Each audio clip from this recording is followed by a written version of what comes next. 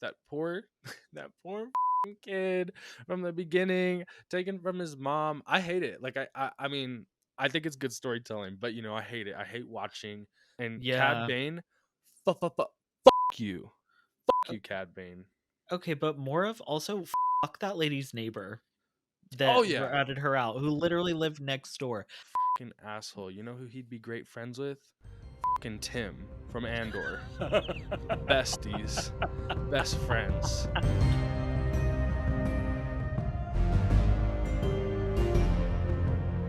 Welcome back to This is the Wayseekers, a podcast for Star Wars fans by Star Wars fans. My name's Austin SWE. I'm here with my co-host Scotty Holiday to be discussing more Bad Batch. Scotty, how you doing this week? I'm good. I'm feeling oddly energized on a Monday night. How are you? Yes. Oddly energized. And can we point out that we are recording this on a Monday night because we've been a little behind recently with our Bad Batch coverage, talking about the Bad Batch. We literally just uploaded our Ventress episode today, and then this is going to go up today, for the people listening. So we did just want to start by apologizing to everybody for our lack of posting, but we're happy to be back on schedule, right, Scotty? For sure. Awesome. Well, Scotty, what episodes of the Bad Batch are we discussing today? And notice how I said episodes. Yeah, we got a two-parter again, the second two-parter of the season, Ooh. episode 10, Identity Crisis, and episode 11, Point of No Return. Ooh, Ooh. scary. Honestly, great episodes. I was on the edge of my seat once again, but this time especially, like just the anxiety watching these two episodes and also Yeah. the heartbreak. There's some great moments, and I really think it has to do with how well this season has been setting up these last few episodes. hmm Well, something we talked about off the air is about like which episode we thought we'd talk more about. And Uh, I said episode 10 and you said episode 11. So I'm very right. interested to see where the conversation goes with these episodes. Yeah, I'm really interested to see why, because I'm assuming you liked episode 10 more than episode 11 then, because you would have more to say, or I think I liked episode 10 more. As I watched it a second time, I think what I realized is that I may or may not be subconsciously rooting for Emerie to be right. better. Yeah. Well, here's the thing. I 100% agree with you, because if you watch back at some of the old episodes while we're discussing season 3, I said Emery's getting a redemption arc, Yeah. and here it is. And I Here it think fucking is. and I think I chose her as like my character of the week for the first 3 episodes too. Right. Correct me if I'm wrong, I but I'm believe pretty you're sure I right. picked her and I was like, "Oh, Emerie." Yes. Emery broke my heart in these episodes because she's in that position that I think a lot of us have been in before, where it's like you want to do more, you want to do better, Mhm. I mean, obviously for Emery, it's literally like children in Well, I mean, captivity, but but like compared to something like with a genocide going on in the Middle East or just hmm political issues in general, things that go on in our country and in other countries where we feel like we're powerless and we can't do anything, but we want to do something. And hmm sometimes it's hard to just think of what can I do to make a difference. And I feel like Emerie, on obviously a more different scale because this is in Star right. Wars, but she's kind of hit with that question too. And even when she goes to Nala Say, she says, I have no power. And she's Like, like, what could I don't you? possibly do? And Nala says like, don't you have power? Because there's no one above Emery, at least that's going to do something. So Hmm it means that Emery is literally the person that has the most power to do something. But also, like, think about being in that position. Like, Emery doesn't have a family or a home. It's not like she can exactly relate to these kids. But then in a way, she can, because it's like it's all she's known. And I think it's starting to wake her up, kind of being like, yo, wait a second. They're locked in here, which means I'm locked in here, which hmm means everybody's locked in here. Like Omega said, nobody deserves to be at Mount Tantus. And I think that, these episodes are really showing that. And I'm really loving, really rooting for Emery right now. I know people like hated her last season and hated her at the beginning of the season, but I don't know. Even when she calls the child, like when she calls the child her real name. I can't remember her real name or her code name. Ava. Ava, yes. When she doesn't want to talk to her, and then she's like Ava, and then she starts talking to her. Just amazing moments. But you mentioned the conflict in the Middle East, and I think that that's really important to bring up because Star Wars once again reminds us of the real world. Because not only the connections with Emerie, but think about Pabu getting attacked Mm-hmm. and just people at their homes, you know, and the Empire has problems with what 3 4 people on Pabu, Mm-hmm. And they're and taking it out on everybody and destroying livelihoods, exactly. killing people for no reason. And that's something that I wrote down in my notes too. And wow, that is a really great comparison to take what's, something in fiction into what's going on in the real world. Because Hmm. Star Wars has always been political. Right. But yeah, Exactly. because the Empire comes in, Hmm. doesn't give a shit about anything, is going after maybe a couple people, taking it out on everybody. And like Yeah. even Shep is like, you're destroying our livelihood. And Hmm. who is it? CX2 who's like, I can do worse. Right. Or I've barely done anything yet. Fucking bitch. But yeah, I think it's really important to remember that feeling that you feel watching that, watching Pabu get attacked and people's livelihoods just being destroyed like that. It's happening in the real world, and we're powerless, but there's things we can do. There's we can spread awareness. Well, We that's can the donate. thing. We're not powerless. We may feel Exactly. powerless, but we can do Exactly. more than we may realize, and we should. Exactly. So we're gonna put a few links down in the description because I think that we should use this time to share some resources for what people can do. For But sure. Something I wanted to bring up, speaking on Nalase and Emerie's conversation, and I wrote down the quote because the first time I read it, it's the quote where she says, "They're children, like I hmm was your plan to discard them too?" And at first, I was like, okay, they're talking about Omega because she's like, oh, you discarded Omega. And Nalase is like, no, I had to let her get away. I was protecting her. But then the right, second time around, I'm like, is there more that meets the eye into Emerie's past where maybe probably. you think so? I mean, there has to be, right? I mean, It, I think the fact that she is a female clone of Jango Fett means that there mhm. has to be more to her. I mean, I agree. And the fact that she says they're children, like I was, like, Hmm. was your plan to discard them too? And I'm like, don't tell me that Emery was like the Omega before Omega came into the picture and Yeah. Nalase was like, bye, girl. Right. Sorry, you don't have an M count. Right. I thought about that, or like maybe because Omega has like the slowing age, or like age is the same as Boba Fett, if I Yeah, recall they correctly. don't have accelerated aging. Exactly. So I wonder if Emery does have the accelerated aging, and maybe I don't know, maybe Nalase doesn't see those clones to be useful after they're not young kids, which has weird negative connotations. But you know, Yeah. it's Nalase.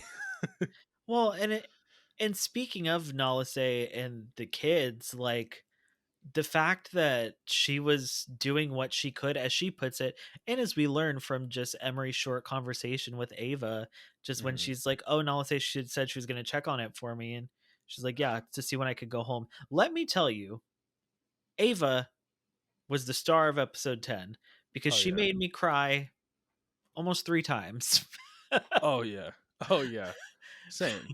First, Just go ahead. well, you were about to name the times that she made you cry. I'm sure one of them was, her being like, "Is he gonna get in trouble?" No, Like that hurt me.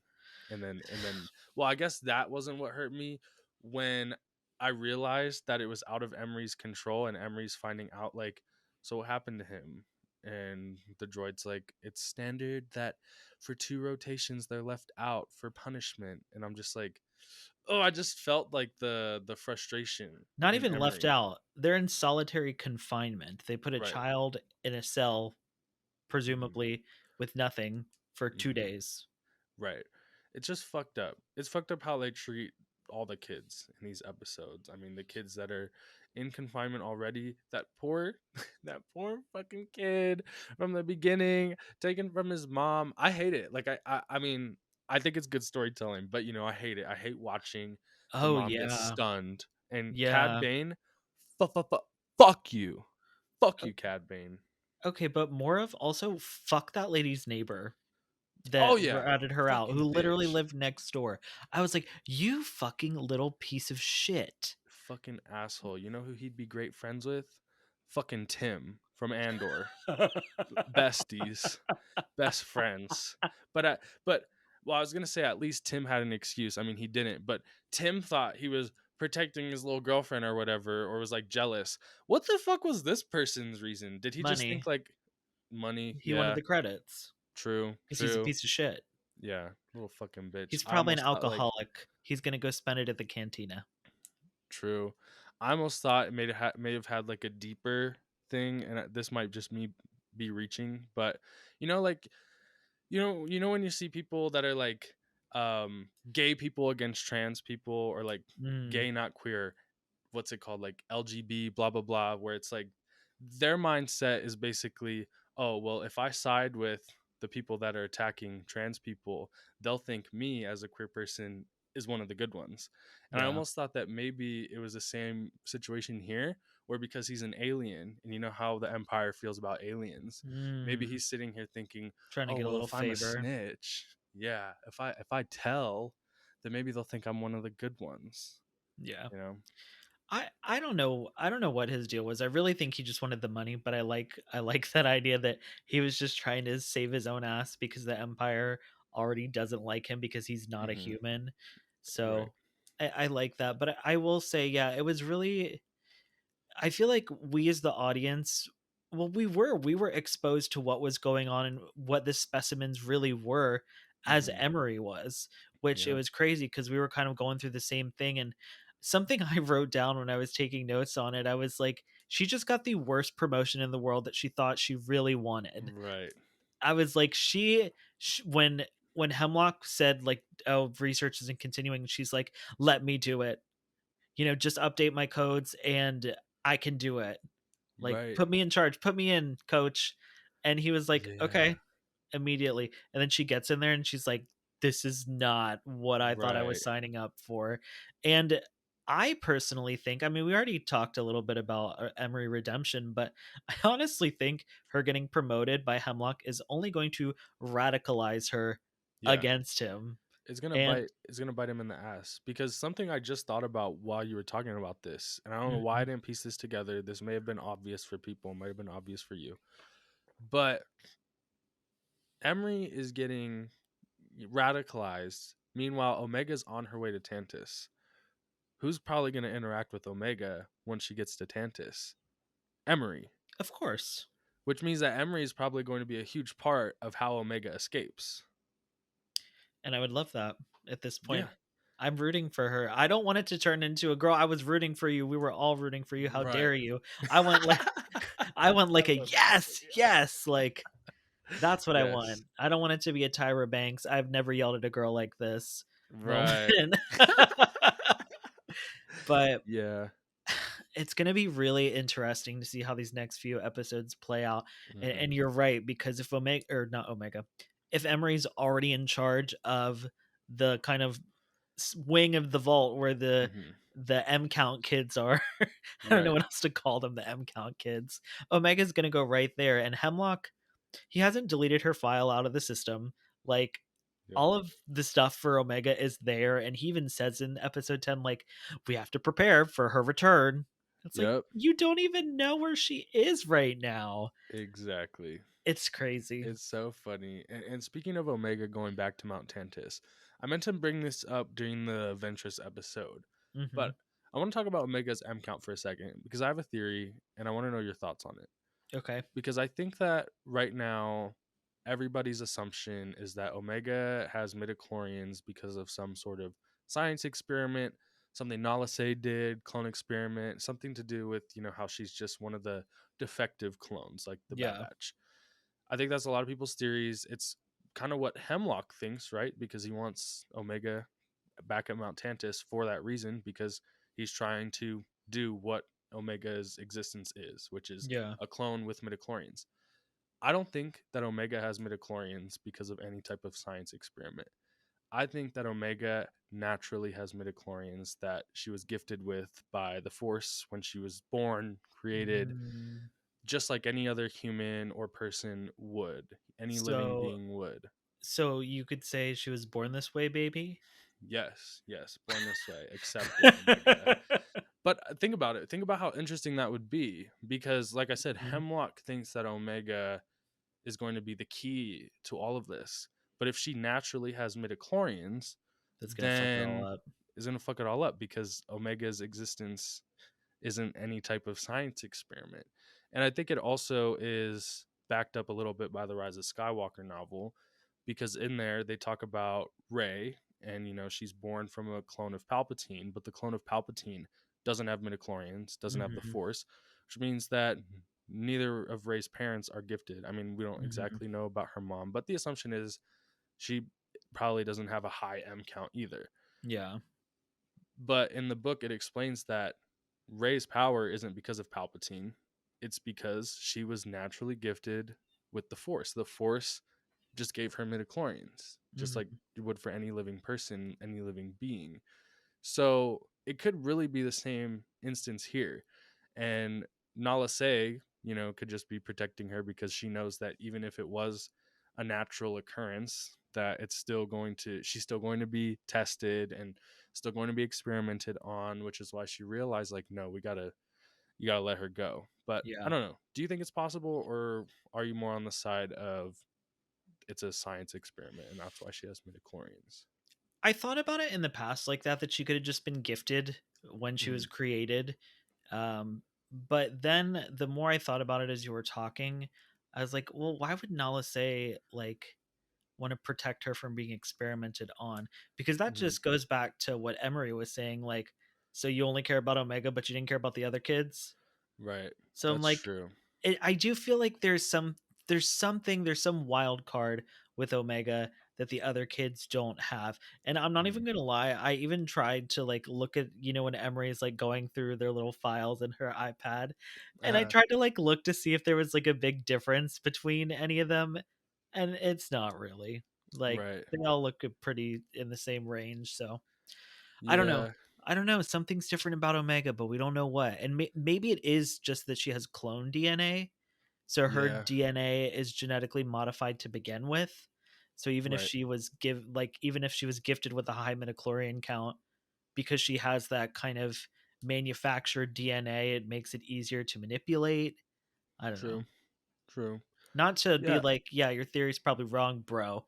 No, no, I totally get it because it's been something that's been on my mind because I just imagine the moment where like Hemlock and all his little bitches are like doing all these experiments on Omega and they just literally cannot figure the fuck out what happened and they cannot get it out of Nala Se because Nala Se doesn't know.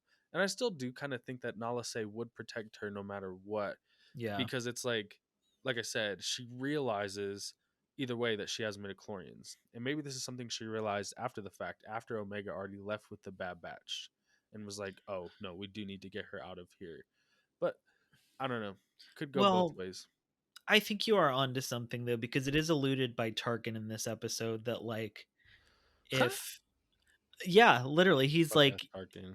I know, but he's like, well, Hemlock, if your experiment doesn't go well, it's going to be really bad for you. Right. So good luck, bitch, since you won't tell me what it is. And, Right. Hemlock thinks he's so cool. He's like, oh, it's classified between me and the Emperor. You can't know. But then I think to myself, what the fuck is Hemlock getting out of this? Yeah. Head from Just fun? Palpatine. Ew. No, I think it would be the opposite way around. Maybe he has a big crush on Palpatine. Because True. because True. Palpatine, he's a dictator. True. He ain't getting True. on Yeah. his knees for Well, nobody. maybe that really is it. Like Hemlock just wants power. But speaking of Tarkin, can I just say that what would a Tarkin appearance be if he wasn't in there trying to basically find out about a secret project that is between the Emperor and the person that he's arguing with? And what are the chances that if Hemlock were to be successful, that Tarkin would take credit for the project just Yep. like he did for the Death Star and Yep. Thrawn's TIE Advancers. Yep. Typical Tarkin. I'm just like I like that he like I like that the writers noticed the pattern and were like, well, if we're gonna include Tarkin, might as well. Might as He's well gotta keep be up with it. I know, and he's so snooty the way he's like, "Well, maybe I could be of some help if you just let me know what you needed all this money for. You don't know what I could help it out and do and add to it." And, Hemlock's like, "I'm sorry, Governor. That's gonna be classified." Right. Tarkin must have just been bored because his little stormtrooper that he has the fling with the Mhm. mouse droid that keeps going back and forth is probably busy. So Yeah, he's on his janitorial shift. yeah. So I have to point this out because you're a solo girly, and Hmm. how much did you love I the know where you're going species with that was this. Yep. introduced in Hmm. Solo, got brought into this animated show as the mom and the little kid, the Tarlafar species? Did you love Yes. that? Did you Oh recognize yes. them? Absolutely. Yes, I did. And I'm glad that you brought it up because I was going to bring it up earlier, but we moved on with the conversation. I was like, it's okay. It's not that important. Oh To me, it's no. important. Exactly. And I knew that, and that's why I was like, I have to bring it up. Yes, I'm a huge solo girly, and I noticed the species. I also feel like the species was in Resistance, but I'm don't quote me on that. But we don't talk about that show. Your favorite show, your favorite Star Wars show, your I favorite know. character, I was br Kaz, I was bringing it up Kazuto. the other day, back 2 episodes ago or whatever, so I should shut up now. Yeah. No, but I always love the solo connections, and it's also really cool. I think that we can attest to this with like the Tales of the Empire trailer.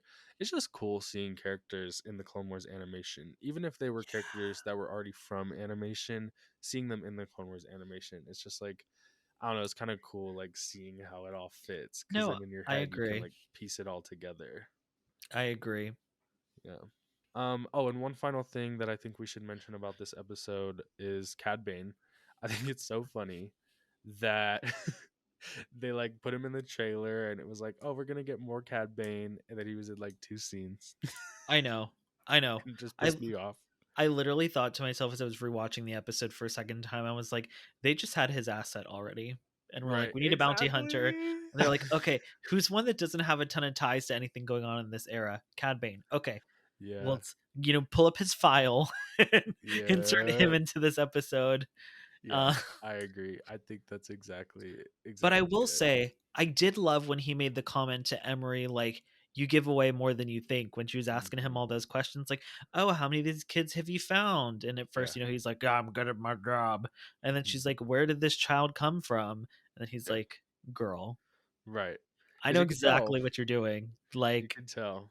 and you are And not being sneaky." And the whole time too, when she's talking to Nala Say, I'm like, there's a commando, like a clone commando right outside. And she's right. just I like, thought "I about have no that too. power. What can I do?" I was like, did he not hear? But I'm like, oh, maybe it's just like standard for them to just not listen or put on the sound canceling option in their AirPods. I was gonna say they've got their AirPods and they're listening to something inside the helmet. Yes, yes. But episode 10, I liked it, but honestly I liked episode 11 more. So I'm interested to get into it. 10 just wrecked me emotionally. Like I said, poor True. Ava. Every time she was like, "I want to go home." Um, see, 11 just didn't hit for me like that, but it still had a lot of emotion and anxiety. So I'm excited to talk about it as well. Yeah. Yeah, episode 11 had me on the edge of my seat. It's like I mean, you always get on me for watching football. I wore my Kansas City hat today because I wanted to make the comparison that Crosshair missing that shot at the end is exactly like watching football. That It's was exactly sad. yeah, it's exactly like the Buffalo Bills being up 3 points with a few seconds left, and Patrick Mahomes has a few seconds to score a touchdown. He scores it, but Kadarius Toney is offsides, so they People lose the are game. people are disliking and unsubscribing as the longer you speak about this. They're like, "Ew, what?" It's exactly the same. It's exactly the same where it's like, oh, you have a few seconds to score and it just doesn't happen and you're just hoping. And it's I just thought of that when Crosshair did that and missed, and I was just like, That was fuck. actually honestly though, not to relate this to my experience in sports, but every time I played a soccer game and I had the chance to like actually make it up to like score a goal, I always Uh, missed. every single no. time. Every single time. Either that or, like, I'd barely like, it'd be running too fast, so my legs would be too extended, and then I uh, wouldn't be able to kick the ball hard enough, so it every time. Unless it right. was just, like, a really shitty team, and then, I could score a goal at that point, but, like, Period. Yeah. every time it Well, was my moment. So, I guess that's a good comparison because I can relate to that, unfortunately, as well, and it was really sad watching his little thing go. yes, and even just like his face, like even under the helmet, like which the clones are also expressive, and the animators do such a good job. I mean, think of that shot where Hunter realizes that they're being attacked, and it's just like a 360 shot of his helmet, and he's just like Oh it's my just god. so good. It's so Well, fucking good. I feel like that's a good I feel like that's a good jumping off point to kind of get into the episode because when we start the episode and you've made these comparisons, people make these comparisons online, Pabu's just getting darker and darker and the skies are Hmm. getting darker and darker. So when after the ship is blown up and we hear the kind of rumble, I'm just thinking, "Oh, they're going to make it even more depressing and it's going to start raining." But Oh it's right. even worse because they turn and it's a fucking Star Destroyer. The most And I terrifying told you. imagery. It's like the most terrifying imagery in Star Wars, Hmm. I feel like. You could put Darth Vader at the end of a hallway, and that's pretty terrifying. But like when you're in a big open area and you see a Star Destroyer pop up above you, Oh it's yeah. fucking game over. Right. And I told you that a big ass Star Destroyer, big fat ass Star Destroyer was gonna pop up on Pabu any day now. And And here it it was. and it did. And it was carrying my one of my favorite ships, all the Mhm. LAATs, all the gunships. Loved that. That Yeah. was great. Um, that made me happy as my little Attack of the Clones fan. Yeah. I thought about that. I always love seeing just like the like Bad Batch is a really cool show to me because it shows like the transition between the Republic and the Empire. I think it's a really cool transition to see. Well, speaking of Attack of the Clones too, as I was watching it, I was like, the CX like clone assassin ship is very similar to a Jedi starfighter. Which I thought was very True. interesting in like the shape, the landing gear. I mean, Yeah. obviously they're not exactly the same, but then I also kind of thought it drew inspiration from First Order ships. So True. I feel like this is a really cool era, like you were saying, where they can kind of pull from lots of different things because Yeah. it doesn't look a ton like any other Imperial ships. Maybe the Inquisitorius ships, Yeah. but Yeah. those also feel very First Order. Yeah, I guess I didn't think about that. I'm trying to picture in my head like the comparison. Well, I just thought that his ship looked like a Dorito, and also just like looked really futuristic for an Imperial ship. Not gonna lie. well, Jedi Starfighter meets Final Order, First Order. Yeah. Don't worry, while you're Well, editing, you can pull up the clip and look at it. wait a second. You just connected dots in my head Uh-oh. because Palpatine, the Final Order, The is what he Final had. Order. Right, what he had in the Rise of Skywalker and Exegol is connected to Project Necromancer and what True. Hemlock's doing. So, is it possible that that ship actually could be like, not that it's from the Final Order, but same manufacturer? Palpatine's making sure that these people working on Project Necromancer have the best of the best, which is what he gave to the Final Order. That is very true. I like that idea. Or he's like, Mhm. this is my special shipping or like shipbuilding company. We're not using dumbass Morgan Elsbeth on uh Corvus. Right. We're not using Corellia. Like, Oh yeah. boo, fuck them. We don't want their old ass models. We want something new. We ain't Right. using them on Calamari. Fuck them. Their ships are all Hmm. bulbous. We're using this futuristic Period. Final Order. Exegol ship building Yes. company. Look at us. We're just like off the rip with these theories that we didn't even think about beforehand. This is why I love Star Wars. And Yeah. everyone wants to complain and be like, they shouldn't be fixing the sequel trilogy. But it's like, they're just They're doing a tying good things job. together. They're just weaving things in and out. And that's like my favorite thing in Yeah. storytelling. Yeah, absolutely. And nobody complains when Tales of the Jedi is connecting to Sifo Dyas and how Dooku was able to erase a whole ass planet. Nobody complains Literally, about that. by But pushing some buttons that had no markings on them. And then it was just like, gone. right. which is insane. But that's a different episode.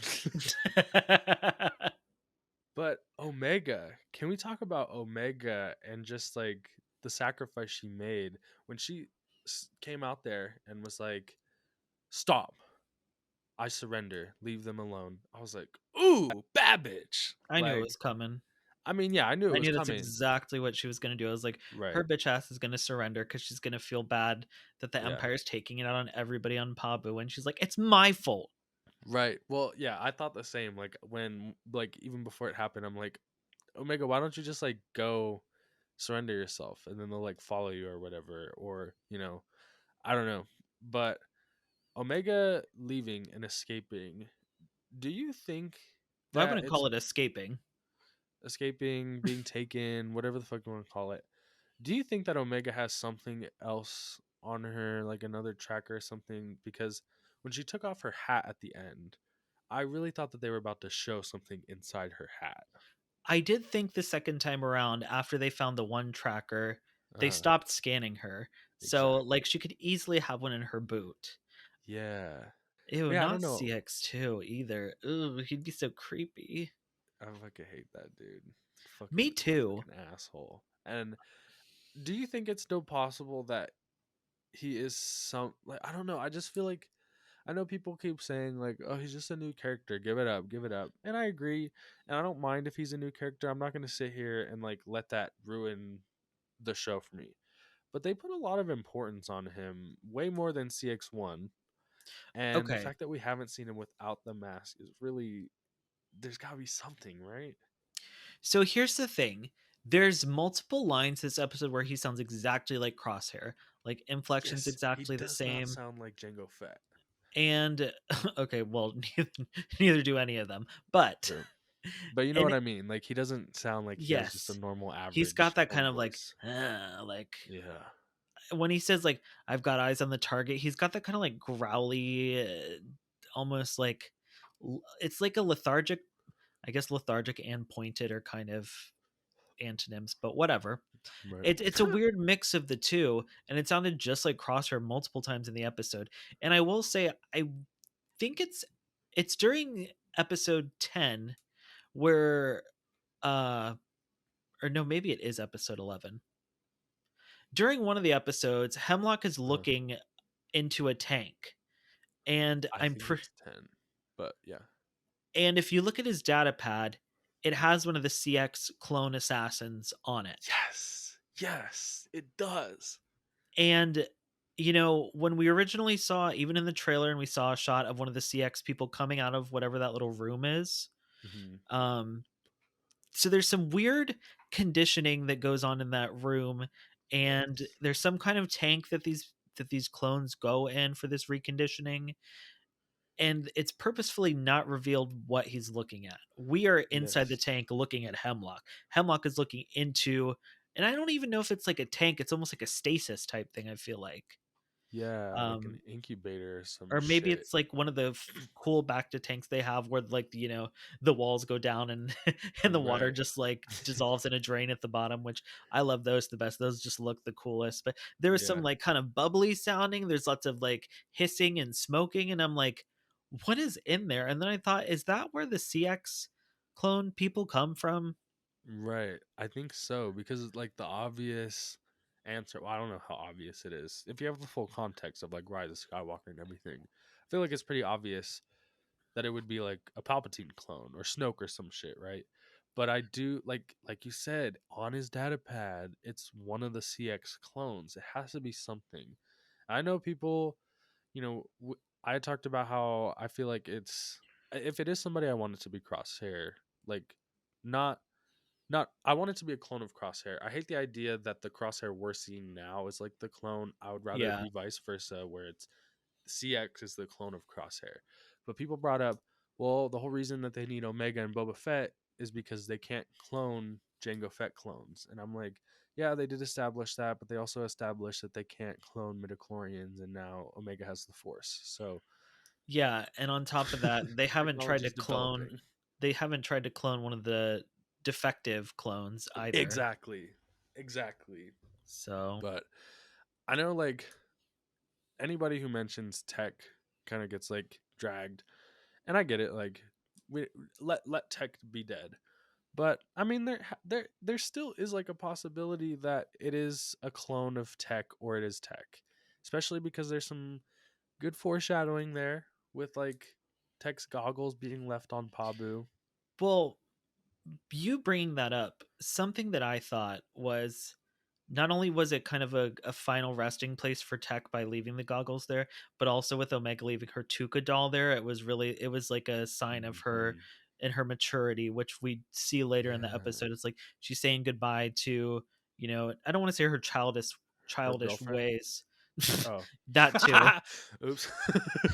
Um, yeah, it's just like we're visually seeing that she's growing up and she's like Mhm, becoming more mature, mhm, and that was kind of like a final goodbye to, the naive child that she was. Now she's mhm. taking a step into a wider galaxy.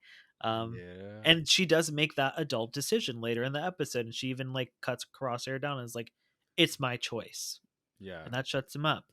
Not to get completely off topic, but you know No, I no. think that was a final goodbye to Omega's kind of like naive childhood, and then it Mhm, was also a final goodbye for Tech, which I feel yeah. like maybe if we had another season, this wasn't the final season, they'd have time to do a whole Tech, uh, kind of Dark Trooper, whatever, clone Mhm. assassin, but I'm just like, we don't even have time for that. Yeah, that's the thing. It's like there's like no time for CX2 to be like anybody. There's 4 episodes left, and unless they're gonna start upping the runtime, then Yeah, I do think it's possible that the finale, especially because I don't think the finale is a two-parter. I that's think it's true. possible that it'll be like an hour because the And how opening was an hour. and So how season 1 and 2 had 16 episodes and this season only has 15. exactly, yeah. um they had to pay for a little extra for Tales of the Empire, so uh, they said, we're just going to cut it down to 15 episodes this season. Yeah, with that fire ass animation. But Yeah. you brought up Crosshair and Omega's conversation. Hmm. Something I keep thinking about ever since I watched the episodes, and think about like how it's been brewing. Like people keep telling Hunter, you can't trust Crosshair, you can't trust Crosshair, and Crosshair has proven himself time and time again. But what's Hunter's reaction going to be, not knowing what happened? Is he going to think that Crosshair was just like, oh, Mm. bye Omega, bye, see you later? Yeah, well, that's something really big to point out, because I didn't even think of that, because that could just Is it gonna rehash fuck up the whatever. progress? Well, and on top of that, we don't know what's going on with Wrecker. He's down for the count. Oh my god, I So know. it's just literally like Well, his Crosshair vitals and are Hunter. okay. I kind of wanted him to just die, but No, I mean yes, but no. I know sorry. why. I know what you mean. Like, yeah, I like that this show, like with Tech and such, if Tech's actually gone, which I really do think he is, I like that it's like the one Star Wars show besides Andor that's willing to make deaths permanent and make you scared and up the stakes by killing characters. Well, I'm like, we can't have just Tech die. Like, why'd True. he have to be the sacrifice out of the six of Right. them? Like, but that's a Because whole he's the nother autistic discussion. one, and you know how Star Wars feels about marginalized people. Well, they like Thrawn, Yeah, true. They did bring Thrawn to live action, so I guess and the point Empire point for the likes autistic him, people. and the Yeah, Empire. Well, they like him enough true, for true. an alien. Yeah, yeah. Well, that's a whole part of his story, but that's for another time when we have MJ back on. I was gonna say, we did a whole PowerPoint about it. We'll link it in the cards. Go check it out. MJ Chimera Yes. chat's amazing. Shout out MJ. But Scotty, you prepared some questions to kind of theorize for these next few episodes. So why don't you take us into those? Yes. So the first thing, and it's a pretty obvious question, I feel like we've already gone over it. Do you think Mhm. Emery is going to defect? I do. Yes, absolutely. Why not? So moving on, there's something that I was already thinking about, and I feel like a lot of people are thinking about. How is the Batch going to find Omega and Mount Tantus? And I know we kind of talked about it already, like she could have a second tracker, but then there's Mhm. also kind of, was she using the Force to call out to somebody? What do you think? Right. Yeah, I think that's the more likely scenario because I feel like Maybe She I'm puts on misremembering. her meditation face. Yeah, yeah. She starts meditating. I think it's just a matter of who will she reach out to, because I think that whoever receives it would have to have the force, right? Like, would she be able to just reach out to Hunter and Hunter would be like, Omega, or does it have to be Ventress? Well, what? Maybe it'll be Plo Koon and he'll finally get his chance to shine after they faked him out with the Mandalorian when Grogu Right, tried to call out to somebody. God, right. I would love that. We ain't got time for Plo Koon though. Um, I mean, it could be Gunji. Like Oh, true. they get the band back together. We got Gunji, we got Ventress, we And they get got the Fee. model, Yeah, so no Fennec reason not Shand. to. Who Yeah, knows? but like I said, I feel like it has to be somebody who has the force. I agree. And immediately I want to think Ventress, but I don't know if she would be the one. I just don't know who else it would be, and I think that I don't know. I just really like the idea that, because like we mentioned in the Ventress episode, having Ventress was great, but it felt a little incomplete. And maybe that's just Yeah. because we know that she's going to be having her own series. Mhm. Sorry, let me manifest for a bit. But like come on, like it's possible that they could also be continuing her story a little bit within this season, because it's like it would also be cool for her to like go back to Hunter and Crosshair and Wrecker if he's alive, and be like, "Hey, like Omega reached out to me, y'all, and we gotta go."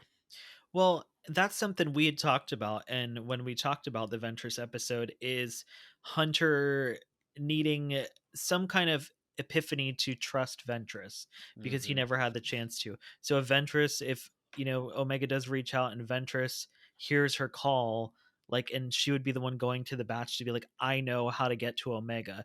That would be that olive branch between Hunter and Ventress.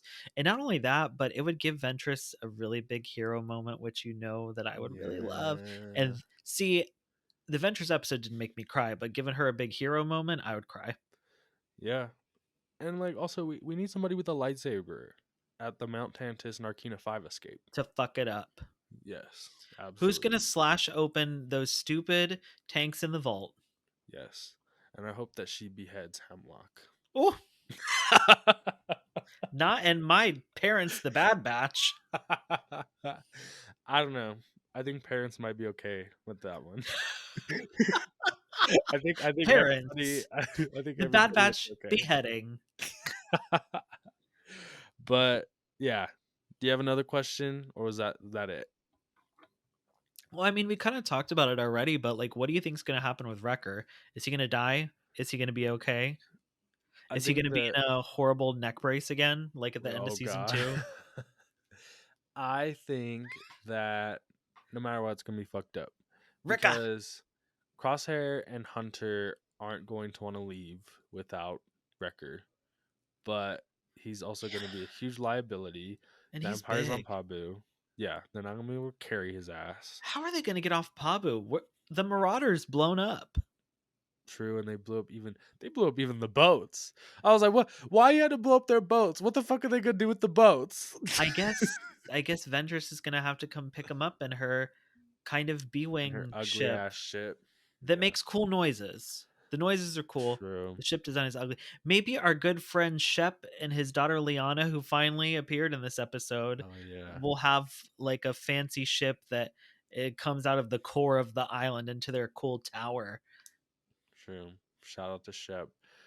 Yeah, He's like, yeah, I'm the that's mayor true. of this town. I was He like, probably has Steph in the Bestie. back. I was like, Bestie, they don't care that you're the mayor. They do not care. They're not going to stop. Yeah, but good on him for standing up. But Good on Shep. We always yeah, knew he was a real one. yeah. One thing I want to mention though before we go is that even though we have 4 episodes left, I kind of think we're gonna still get a filler episode, Oh yeah. just because the trailer, that shot or that scene where it's like they're on that mountain and it looks like that Yeah. scene from Solo. It's just And they're on giving and they're on filler. a juggernaut and Yeah. Fee's there. Oh Oh, that's god, who's gonna pick Fee's him up. gonna pick him Fee. up. Yeah, I Yeah. was about to say it's gonna be Fee heading back to Pabu. Yep. You Yeah. are, and her ship is ugly too. Oh my Yeah. god. She They got a big really ass ship for no reason they too. really gave up on ship designs. Fennec Shan's ship's horrible. Fee's Yeah. ship is horrible. I feel like there was another ship that was really horrible. Cad Bane's ship I've always thought was ugly. Yeah. They just said we're just making these ugly ships now. We ran out of ideas. Where's Be Doug like that. Chang? It'd be like that. But Scotty, if we have nothing else left, why don't you send us out of here?